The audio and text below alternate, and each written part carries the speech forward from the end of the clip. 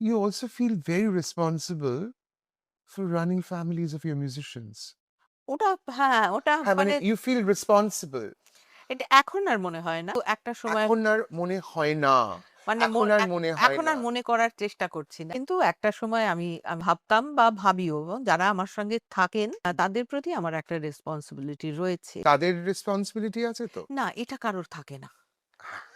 এটা কারোরই হ্যাঁ, থাকে না। এটা তুই থাকে না। ভেবে হ্যাঁ, খুব ভালো করে ভেবে দেখ হ্যাঁ, হ্যাঁ। যে আমরা সবার যখন হ্যাঁ, দায়বদ্ধতাটা না, থাকে। না হ্যাঁ। এটা তুই খুব ভালো করে ভেবে দেখ আমরা হাড়ে, হাড়ে জানি। আম আমরা একটা সন্তান জন্ম দিলাম, সেই সন্তানকে বড় করে তুললাম। হুম। সেই সন্তান আমাদের দেখছে। কিন্তু সন্তানের একটা আলাদা জীবন তৈরি হয়ে গেছে হুম। কিছুদিন পর। যেটা হয়তো কিছুটা মা-বাবার স্বাভাবিক। একটা হ্যাঁ। হ্যাঁ, এটা হুম, স্বাভাবিক। এটাতে নিয়ে অভিমান করে কোনো লাভ নেই। হুম। তুমি যতদিন গাইছো, তুমি যতদিন দিতে পারবে, তুমি ততদিন আছো। যেদিন থেকে তুমি ঠিকঠাক দিতে পারবে না, সেদিন থেকে তুমি সংসারে অচল। তুমি সাইডে পড়ে থাকবে। কি ভালো আছো তো? হ্যাঁ, ওষুধটা সময় মতো খেও কিন্তু। বলে আমরা আমাদের কাজে বেরিয়ে যাই। এইটা তো খুব স্বাভাবিক। এটা নিয়ে ভাবলে চলবে?